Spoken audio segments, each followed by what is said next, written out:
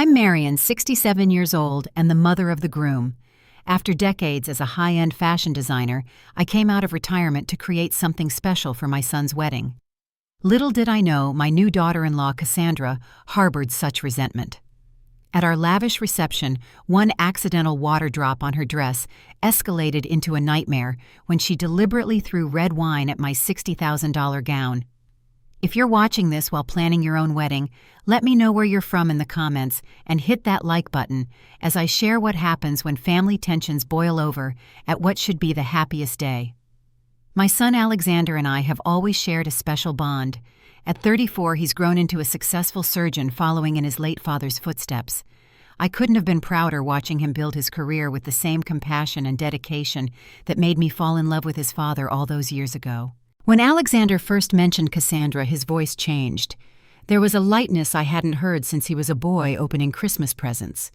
He told me they had met at the hospital where he works. She was a pharmaceutical sales representative who frequented the surgical department. According to Alexander, she was smart, ambitious, and made him laugh. After 3 months of dating, he wanted us to meet. I was genuinely excited. My husband passed away when Alexander was in medical school, and since then, it had been mostly just the two of us. The thought of welcoming someone new into our small family filled me with hope. We arranged to meet at Bellini's, an upscale Italian restaurant downtown that Alexander and I had frequented for special occasions. I arrived early, nervous, but optimistic. When they walked in, I immediately noticed how striking they looked together. Alexander tall with his father's confident stride, and Cassandra petite with sleek dark hair and a designer dress I recognized from the latest collection.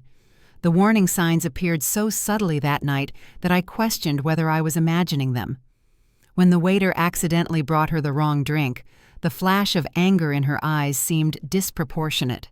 She didn't raise her voice, but her tone cut like glass when she said, "I expect better service at these prices." Throughout dinner, she peppered me with questions that seemed friendly on the surface.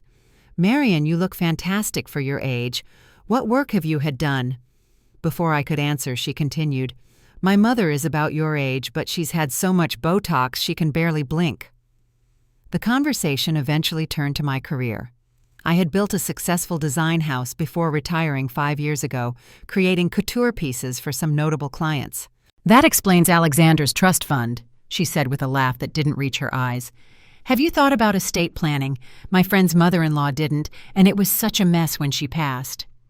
I was 67 in excellent health, and she was discussing my death over tiramisu. Alexander didn't seem to notice these undercurrents, beaming proudly as Cassandra charmed him with inside jokes and light touches on his arm. I wanted to see the woman my son saw, so I brushed aside my concerns and chalked them up to first meeting nerves. Over the next few months, I made genuine efforts to build a relationship with Cassandra. I suggested shopping trips, thinking we might bond over a shared appreciation for design. These outings quickly became showcases for Cassandra's expensive taste, with pointed comments about how dated certain styles were, inevitably styles I had mentioned liking. Family dinners became forums for Cassandra to dominate conversation, often interrupting me mid-sentence with, "That reminds me," before launching into a story centered on her accomplishments. When I did manage to finish a thought, she would sometimes pat my hand and say, "That's cute, Marion," as if I were a child sharing a crayon drawing. The casual put-downs were always disguised as jokes or observations, making them difficult to address without seeming oversensitive. "Your house is so traditional. It's like visiting a museum." Or, "I love how you don't care about following trends." Most troubling was Alexander's gradual transformation. My once attentive son began forgetting our weekly phone calls. Our traditional Sunday brunches became monthly, then sporadic. When I mentioned this change, he seemed defensive. "I'm just busy, Mom. My life doesn't revolve around your schedule." Words that didn't sound like my son at all. The Christmas tradition we'd maintained since his father died, volunteering at the children's hospital, followed by a quiet dinner at home, was canceled that year. "Cassandra's family does a big thing at their lake house," he explained. "You understand, right? I did understand.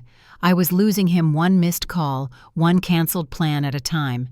When Alexander announced their engagement 8 months after they met, I felt conflicted emotions collide inside me. Joy for my son's happiness warred with a deep-seated worry about Cassandra's true intentions. The speed of their relationship concerned me, but Alexander was glowing with certainty. That night alone in my bedroom, I looked at a photo of my late husband. "What would you do, Thomas?" I whispered to his smiling face. The answer came clearly in my mind in his voice. "Support our son, but keep your eyes open." I decided then that regardless of my misgivings about Cassandra, I would support Alexander's choice. I would try harder look for common ground and be the mother-in-law I would have wanted. My son's happiness meant everything to me, and if Cassandra was his choice, I would find a way to make peace with that. Little did I know how challenging that resolution would become. With the engagement official wedding planning commenced almost immediately. Cassandra wanted a summer wedding, giving us just 7 months to prepare. As a gesture of love and reconciliation, I offered to design Cassandra's wedding dress myself. "I'd be honored to create something unique for you," I told her over brunch, just the two of us. It would be my special gift. My design house, Marion Couture, had been known for its elegant, timeless wedding gowns before I retired. Creating Cassandra's dress would mean coming out of retirement, briefly calling in favors from my old team of seamstresses, and dedicating months to crafting something truly extraordinary. This wasn't just a dress, it was my olive branch, my way of saying I accepted her as family. Cassandra's reaction seemed enthusiastic. "Oh my God, that would be amazing! A custom Marion Elliott original?" Her smile was wide, her voice pitched higher than usual. "I have so many ideas already." What followed was 3 months of what I can only describe as systematic manipulation. Cassandra would approve a design only to call the next day with small changes that essentially meant starting over. She brought friends to fittings who would circle me like fashionable vultures, suggesting that the neckline wasn't modern enough or the silhouette wasn't flattering. "Megan's cousin used Vera Wang," one friend commented during a particularly difficult fitting. "Her dress was on another level." When I gently suggested that if she preferred a different designer, there would be no hard feelings, Cassandra turned tearful. "I thought you wanted to do this for me." Alexander said this was your way of welcoming me to the family. And so I continued making adjustment after adjustment, watching as my original design disappeared beneath a hodgepodge of Pinterest-inspired elements that fought against each other aesthetically. Meanwhile, when I suggested hiring a professional wedding planner to help manage the growing list of details, Cassandra declined. "I want this to be personal, not handled by some stranger." Yet as planning progressed, I found myself increasingly sidelined. The venue was selected without my input, a historic mansion that required guests to navigate steep stairs despite my best friend Eleanor using a wheelchair. When I mentioned this concern, Cassandra assured me they would figure something out, but the solution on the day was a service entrance through the kitchen. The guest list became another battleground. My modest request for 6 longtime friends, people who had known Alexander since childhood, was whittled down to 3 because we need to keep numbers down. Yet Cassandra's side included colleagues she'd known for less than a year.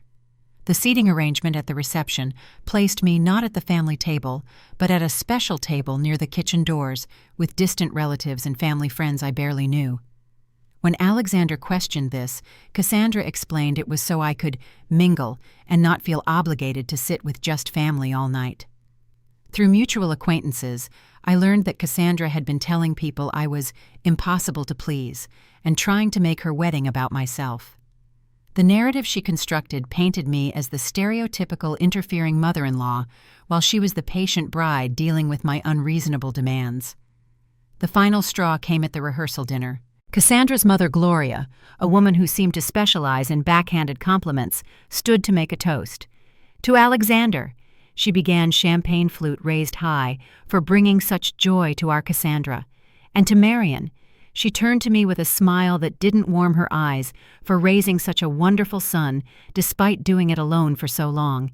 It just shows that even single parenting can work out well sometimes." The implication that my widowhood was somehow a parenting deficiency hung in the air like stale perfume. I glanced at Alexander, hoping to see recognition of the insult in his eyes, but he was smiling, clapping along with everyone else. In that moment, I felt more alone than I had at my husband's funeral.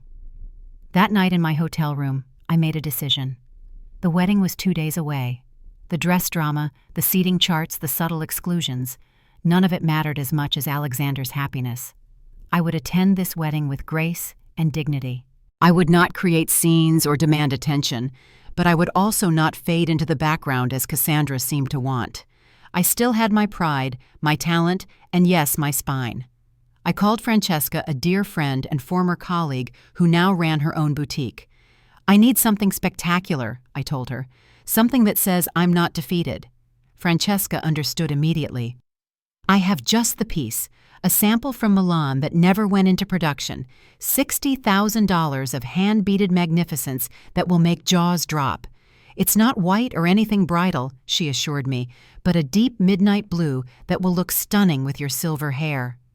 The dress wasn't for sale, but Francesca agreed to rent it to me for $5,000, a significant sum but worth every penny for what it represented my refusal to be diminished. The dress was indeed breathtaking, sophisticated, elegant, and undeniably high fashion. It wasn't about competing with the bride. It was about reclaiming my identity as a woman of accomplishment and taste. I would stand tall at this wedding, supporting my son while maintaining my dignity. Little did I know that this decision would lead to a confrontation that would change everything. The morning of the wedding arrived with perfect weather, clear blue skies that seemed almost too idyllic for the emotional turbulence I felt inside. I woke early in my hotel suite, the magnificent dress hanging on the closet door like a sentinel guarding my resolve. As I went through my morning routine, memories flooded unbidden. Alexander taking his first steps, his graduation from medical school, the way he held my hand at his father's funeral and whispered, "It's just us now, Mom. We'll take care of each other."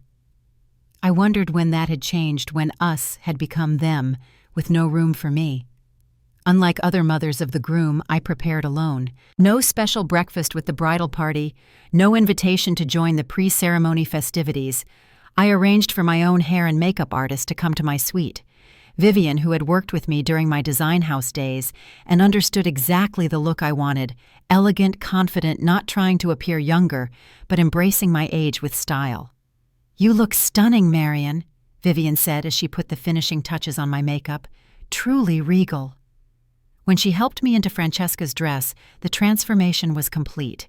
The midnight blue gown with its intricate beading caught the light with every movement, creating the illusion of a night sky filled with stars. The cut was perfect, sophisticated without being revealing, form-fitting without being inappropriate.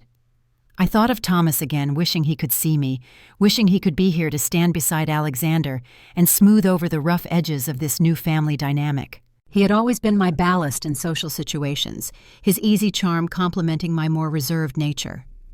"I miss you today," I whispered to the empty room. "More than usual."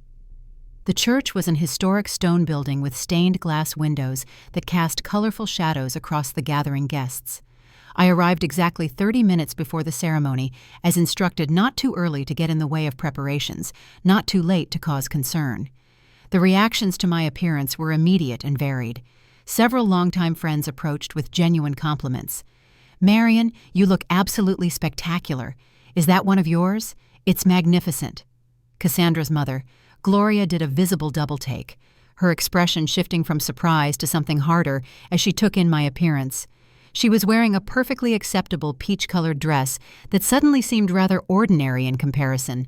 I caught sight of Cassandra through a partially open door where the bridal party was gathering. She was already in her wedding gown, the final version being a compromise between my original vision and her Pinterest board, not fully satisfying either aesthetic.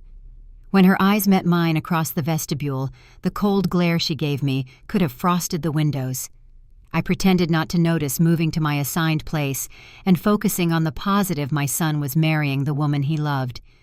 Whatever my private concerns today was about celebrating his choice and his happiness. The ceremony itself was beautiful, whatever tensions existed temporarily suspended in the solemnity of the occasion.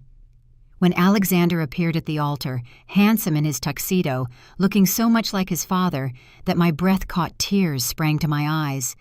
When he saw Cassandra walking down the aisle, the pure joy on his face was undeniable. During their vows, I noticed Alexander glance my way, briefly a small smile of appreciation crossing his features. That tiny acknowledgement felt like a lifeline, proof that despite everything I was still his mother, still important to him. After the ceremony came the inevitable photographer session.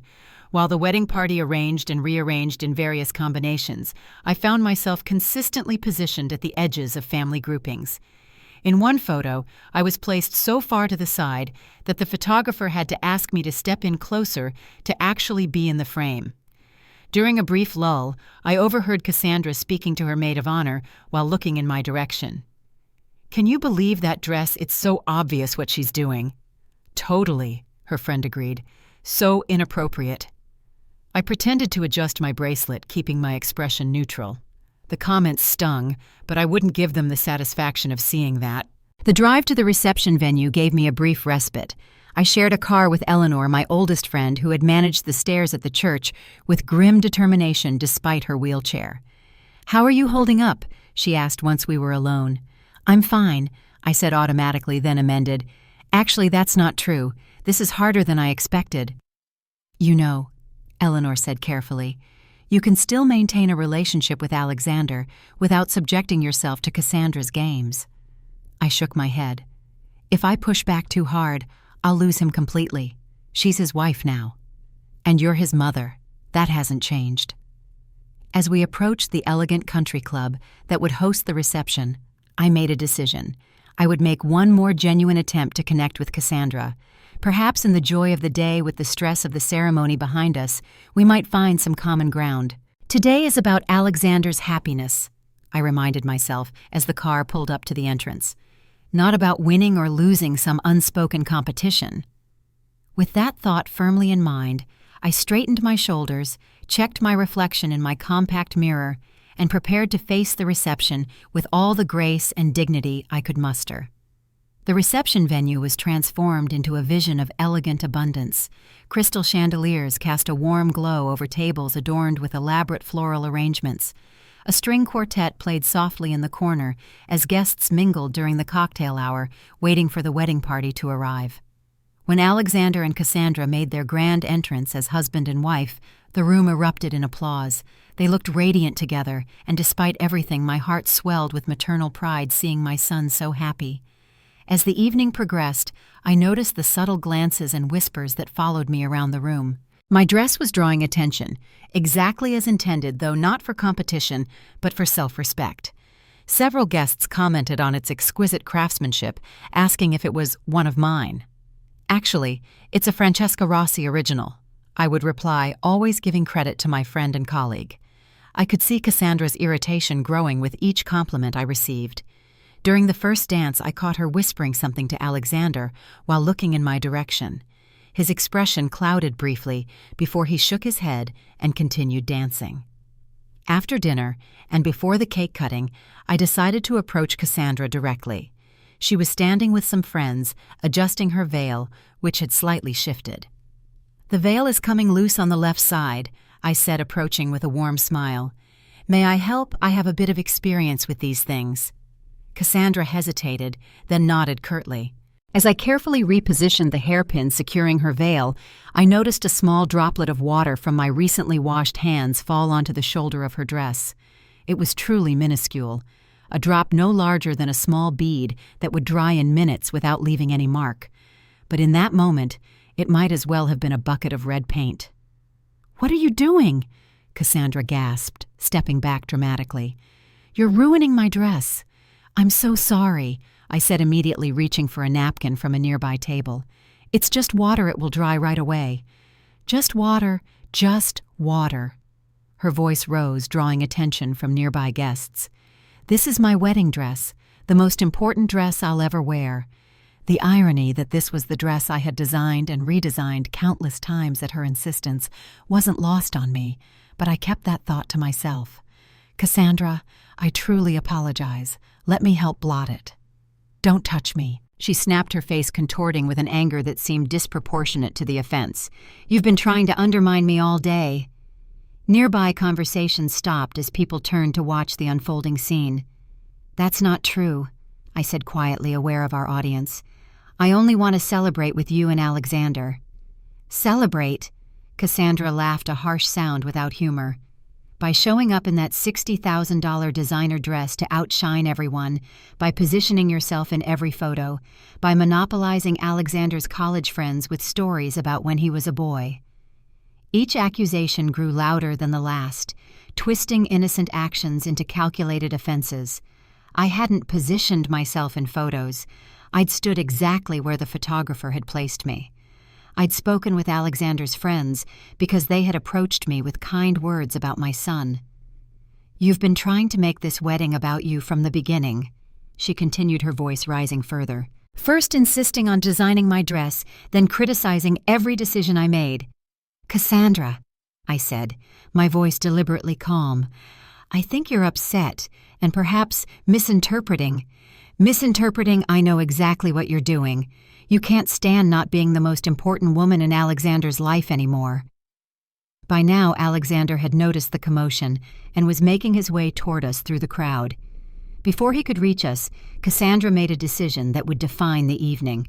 She picked up her full glass of red wine, looked me directly in the eyes, and threw the contents directly at my chest.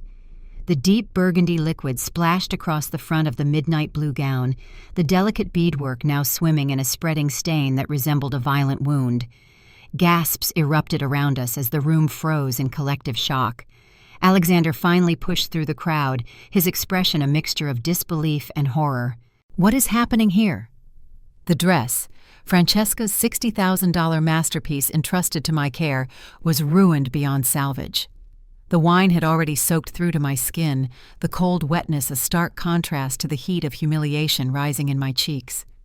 For a moment that stretched into eternity, I stood perfectly still, feeling all eyes on me, watching for my reaction. The temptation to respond in kind, to give Cassandra exactly what her behavior deserved, was nearly overwhelming. Instead, I took a deep breath and made a choice that would alter the course of our family's future. In that frozen moment, as wine dripped from the ruined dress onto the floor, I had a clarity of vision that comes rarely in life. I saw two paths stretching before me, one of righteous anger and retaliation that would permanently damage my relationship with Alexander, and another of dignity that might preserve what mattered most. I chose the second path. "Could someone bring me some towels, please?" I asked, my voice steady despite my racing heart. A server quickly approached with a stack of white napkins, which I used to blot at the worst of the stain, though I knew it was futile. The room remained unnaturally quiet, the string quartet having stopped mid-song when the commotion began. All eyes darted between Cassandra and me, waiting for the inevitable explosion. Instead of shouting or returning the gesture with my own glass, I stepped closer to Cassandra. Not threateningly, but close enough that only those nearest would hear my next words. "I understand you're feeling insecure today," I said softly. "Big emotions can make us do things we later regret." Her eyes widened clearly, not expecting this response. "The dress you just ruined isn't actually mine," I continued calmly. "It's borrowed from my friend Francesca. The $60,000 price tag represents its value if it were for sale, but I rented it for $5,000, which incidentally is the same amount as the deposit I'll now lose." I saw uncertainty creep into her expression as her narrative about my intentions began to crumble. "The reason I rented an expensive dress instead of buying one was because I've been saving for years to give you both a special wedding gift. I was planning to announce during my toast that I'm sending you on a 3-week honeymoon tour of the Mediterranean, something Alexander once told me was his dream trip." The color drained from Cassandra's face as the implications of her actions began to sink in. Alexander stood beside us now, his expression stricken. "Mom, I'm so sorry, I don't know what—" I gently touched his arm. "It's okay, Alexander. Today is your wedding day, and nothing should spoil that, not even this." I turned back to Cassandra, whose triumphant anger had dissolved into something more complicated. "I hope you and Alexander have a wonderful evening celebrating your marriage. I think it's best if I quietly excuse myself now." Before either could respond, I turned to Alexander. "I love you, son. Be happy." Then I walked, not rushed, not fled, but walked with measured dignity, toward the exit. I could hear Alexander behind me, his voice tinged with distress. "Mom, please don't go. We can fix this." I turned back one last time. "Some things need space to heal properly. Go enjoy your reception. Your guests are waiting, and this is still your special day. We'll talk soon." His face reflected a painful mixture of loyalty to his new wife and concern for his mother. In that moment, I realized he wasn't fully standing up for me, but he wasn't fully abandoning me either. He was caught in the impossible position of a man torn between the two women in his life. "It's okay," I assured him, though we both knew it wasn't. "Go." As I walked through the lobby toward the exit, Eleanor wheeled up beside me. "I'm coming with you," she said firmly. "No, you should stay, enjoy the dinner and dancing." "Like hell I will," she snorted. "Friends don't let friends sit alone in hotel rooms after being wine-bombed at their son's wedding." Her loyalty brought the first real smile to my face since the incident. Together we left the venue and headed back to my hotel. In my room, the composure I had maintained cracked like thin ice. I sank onto the bed, still wearing the ruined gown, and finally allowed myself to break down. Eleanor sat beside me, her hand on my shoulder, saying nothing, because nothing needed to be said. My phone buzzed repeatedly with messages and calls from concerned friends who had witnessed the scene. I ignored them all, not ready to relive the humiliation through explanation. After a long shower, I wrapped myself in the hotel bathrobe and faced the ruined dress hanging in the bathroom. The wine had set into the delicate fabric, creating a stain that no dry cleaner could fully remove. I would have to tell Francesca what happened and pay the full value of the dress. "What are you going to do now?" Eleanor asked as we shared a pot of tea ordered from room service. "I'm not entirely sure," I admitted, "but I know I need to be careful. If I push back too hard, I could lose Alexander completely. And if you don't push back at all, you'll teach Cassandra she can treat you like this with no consequences." She was right, of course. This wasn't just about one ruined dress or one humiliating moment. It was about establishing the pattern for our family relationships moving forward. I spent the sleepless night crafting a plan, not for revenge, but for healing.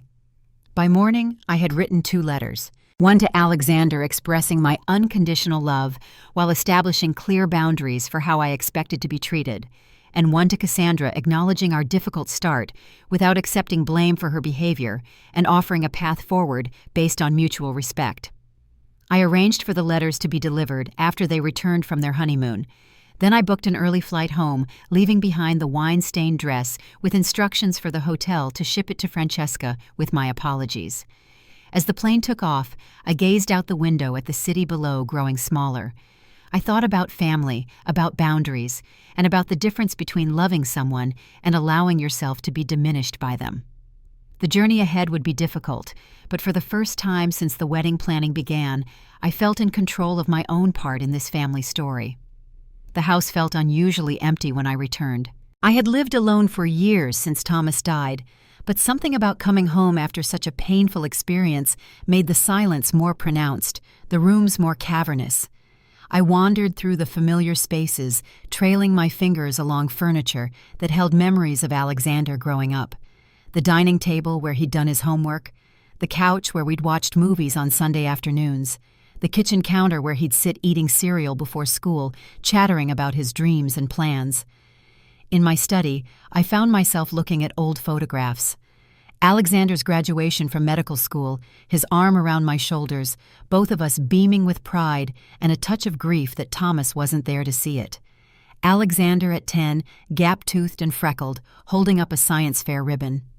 Baby Alexander in my younger arms, Thomas looking at us both with such love it made my heart ache even now. "I will not lose him," I said aloud to the empty room. The sound of my voice, firm and resolved, bolstered my determination. The day after I returned home, my phone began lighting up with messages from wedding guests who had witnessed the incident. Apparently, video of the confrontation had made its way onto social media, sparking divided reactions. Some defended Cassandra, suggesting I had intentionally tried to upstage the bride. Others were firmly in my camp, appalled by the bride's behavior toward her new mother-in-law. I declined to engage with any of it. Social media drama would only fuel the fire, and my goal was reconciliation, not vindication. Cassandra's family was actively working to control the narrative online, posting edited clips that showed my provocation, but cut before Cassandra's wine-throwing. Gloria gave an interview to a local society blog, claiming I had been difficult throughout the entire wedding process and had deliberately worn an inappropriately extravagant gown to draw attention. Again, I chose silence over defense. Truth has a way of asserting itself over time. 5 days after the wedding, Alexander called from their honeymoon in Hawaii, a destination chosen by Cassandra's parents as their wedding gift, not knowing about my Mediterranean plans. "Mom," his voice sounded strained, "I wanted to check on you." "I'm doing all right," I said, keeping my tone light. "How's Hawaii?" "It's nice." The hesitation said more than his words. "Look about what happened at the reception." "Alexander," I interrupted gently, "you're on your honeymoon. This isn't the time to hash through difficult conversations. We can talk when you get back." "But I feel terrible about how everything—" "I know you do, sweetheart, and we will talk about it, but not now. Enjoy this time with Cassandra. These first days of marriage are special." "Are you sure?" "Absolutely sure." I paused, then added, "I love you, Alexander. That hasn't changed and never will." When we hung up, I felt both sadness and relief. I hadn't forced him to choose sides from across an ocean. I had given him space to enjoy his honeymoon without the weight of family drama. But I had also made it clear that a real conversation needed to happen upon their return. 2 days later, I received an unexpected call from Melissa, Cassandra's younger sister. "Mrs. Elliott, this is Melissa Stewart, Cassandra's sister." "Yes, Melissa. How can I help you?" I kept my tone neutral, unsure of her intentions. "I wanted to apologize for what happened at the wedding," she said, surprising me. "What Cassandra did was completely out of line, and I'm ashamed that no one in our family stood up right then and there." Her candor caught me off guard. "Thank you for saying that. It means a lot." "There's something else you should know," she continued hesitantly. "Cassandra has always been competitive with any woman she perceives as a threat. Our mother encouraged it, praising her for not letting people walk all over her. The truth is, Cassandra grew up watching our parents' toxic marriage and developed some unhealthy coping mechanisms. This glimpse into Cassandra's background didn't excuse her behavior, but offered context I hadn't considered. Our father was cold and critical, Melissa explained. Nothing was ever good enough. Our mother compensated by teaching us that attack is the best defense. I've been in therapy for years working through it. Cassandra refuses to acknowledge there's a problem. "Why are you telling me this?" I asked. "Because despite everything I care about my sister and want her marriage to succeed, and because what she did to you was wrong, I thought if you understood where it comes from, it might help. Somehow." "I appreciate your honesty, Melissa. Would you be willing to help me build a bridge if possible?" "I'd like that," she said, sounding relieved. "Cassandra listens to me sometimes. Not always, but sometimes." After our call, I felt a new perspective forming. The situation was more complex than I had realized. This wasn't simply about me versus Cassandra. It was about generational patterns and unhealed wounds. In the weeks that followed, I focused on my own healing. I scheduled sessions with Dr. Winters, a therapist I had seen briefly after Thomas died. I reconnected with friends I had neglected during the wedding planning chaos. I accepted an invitation to mentor young designers at the local arts college, finding purpose in sharing my experience. 3 weeks after the wedding with Alexander and Cassandra, due back from their honeymoon, I packaged up the gift I had planned to present at the reception. Inside a handcrafted wooden box was a custom-designed photo album with space for their honeymoon pictures, 2 hand-blown glass ornaments from a local artist, and an envelope containing the check for the Mediterranean cruise I had promised, still given despite everything. With it, I included both letters I had written that night in the hotel. The package was delivered to their home the day before their return. Now all I could do was wait and see if the door I had left open would be walked through. 3 months after the wedding, on a rainy Sunday afternoon, the doorbell rang. When I opened it, Alexander stood on my porch alone, his hair damp from the rain, his expression a mixture of determination and uncertainty. "Can I come in, Mom?" Those 4 simple words carried the weight of all that had happened between us. I stepped aside without hesitation. Of course. We sat in the living room, the same space where he had played as a child, where he had told me about being accepted to medical school, where he had first mentioned Cassandra's name. The air between us felt heavy with unspoken words. "I'm sorry." He began, his voice breaking slightly. "I'm so sorry for what happened at the wedding and for not standing up for you the way I should have." "Thank you for saying that," I replied softly. "Your letter. It made me realize how much I've changed, how I've allowed myself to be pulled away from the values Dad taught me, from the way you raised me." I reached across and took his hand. "We all make mistakes, Alexander. The important thing is recognizing them and finding a path forward." "I don't know how to fix this," he admitted.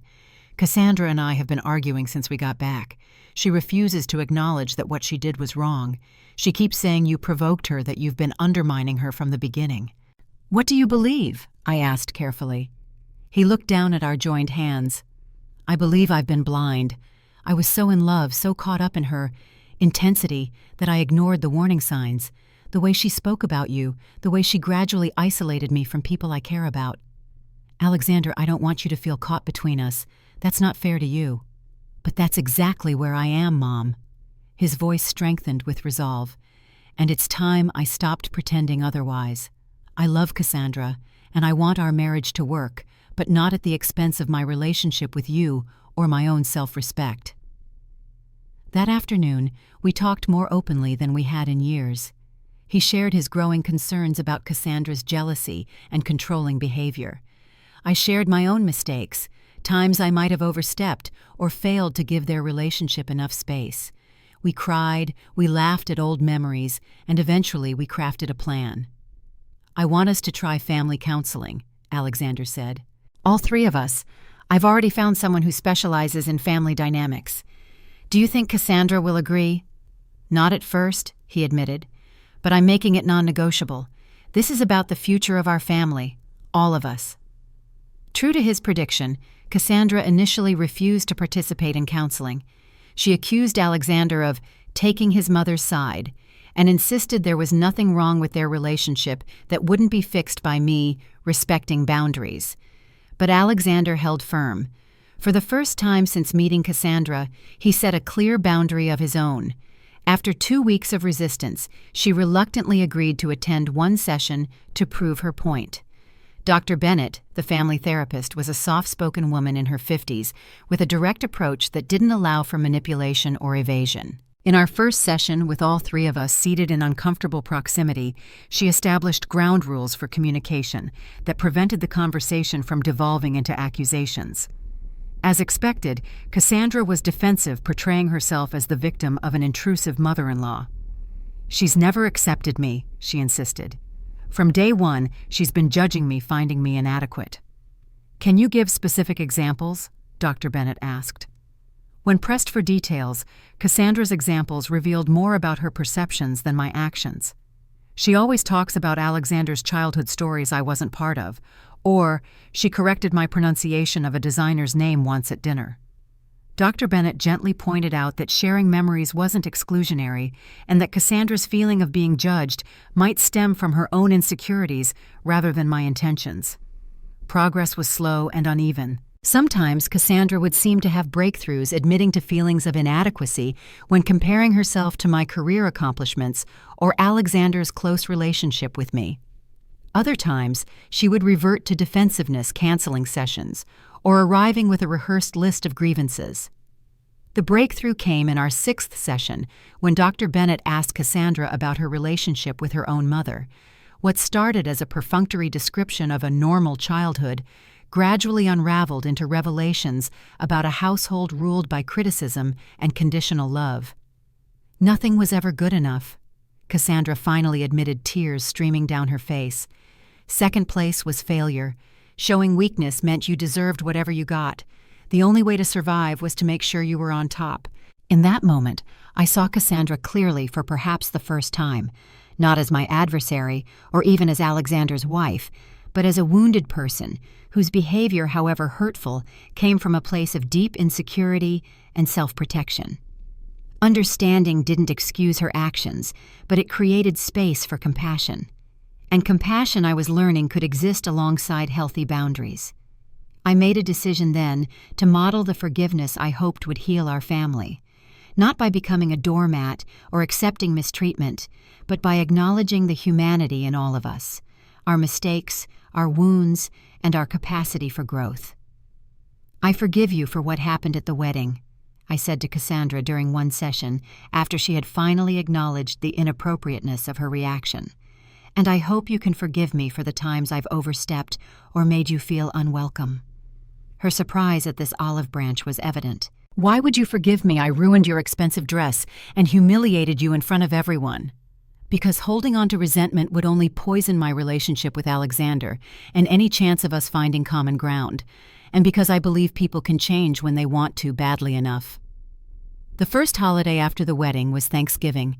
By mutual agreement, we held it at a neutral location, a private dining room at a restaurant Alexander had chosen. The conversation was stilted at times, but civil. Cassandra made a visible effort to engage me in conversation about my current mentoring work, showing interest that seemed genuine if cautious. When she excused herself to the restroom, Alexander squeezed my hand. "Thank you for trying, Mom. I know this isn't easy." "Family rarely is," I replied with a small smile, "but it's worth the effort." As months passed, our interactions developed a new rhythm. Not the easy closeness I might have hoped for, but a respectful distance that gradually shortened with each successful encounter. Cassandra began to relax around me when she realized I wasn't trying to compete for Alexander's attention or criticize her choices. I learned to be more mindful of her triggers, understanding that what seemed like an innocent comment to me might activate old insecurities for her. 1 year after the wedding, Alexander and Cassandra invited me to dinner at their home. Over dessert, they shared the news that they were expecting a child, my first grandchild. The joy I felt was complicated by a brief flicker of concern about how a baby would affect our still fragile family dynamic. But then Cassandra surprised me. "We'd like you to help us design the nursery," she said. "If you want to, of course. You have such a good eye for these things." It was a small gesture, but a meaningful one. An acknowledgement of my expertise, and an invitation to be part of this new chapter in their lives. "I'd be honored," I said, meaning it completely. As I reflect now on the journey from that disastrous wedding reception to where we are today, I realize how much I've learned about family forgiveness and my own strength. I learned that maintaining dignity doesn't mean never being hurt or never showing vulnerability. It means responding to hurt with intention rather than reaction, choosing a path that aligns with your deepest values rather than temporary emotions. I learned that setting boundaries isn't selfish or unkind. It's necessary for healthy relationships. By requiring respectful treatment, I taught Cassandra more about family loyalty than I would have by becoming a silent martyr to her insecurities.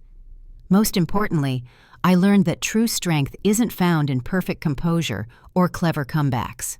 It's found in the courage to remain open to reconciliation, even after being deeply wounded. It's found in extending grace while still honoring your own worth. Our family isn't perfect. Cassandra and I still have moments of tension. Alexander still occasionally feels caught in the middle, and we all continue to work with Dr. Bennett on healthier communication. But we're moving forward together one step at a time. If you're facing family conflict, especially with in-laws, remember that maintaining your dignity doesn't mean winning every battle. Sometimes the greatest victory comes in refusing to engage in warfare at all. Setting boundaries with love is possible, and forgiveness, when coupled with clear expectations for the future, can be transformative rather than enabling. Have you experienced family tensions that tested your ability to respond with grace? What helped you maintain your dignity while still protecting your relationships? Share your stories in the comments below, and don't forget to subscribe for more real-life experiences that remind us we're never alone in our struggles. Thank you for listening to my story today, and remember, sometimes the strongest response to unkindness is refusing to let it change who you are.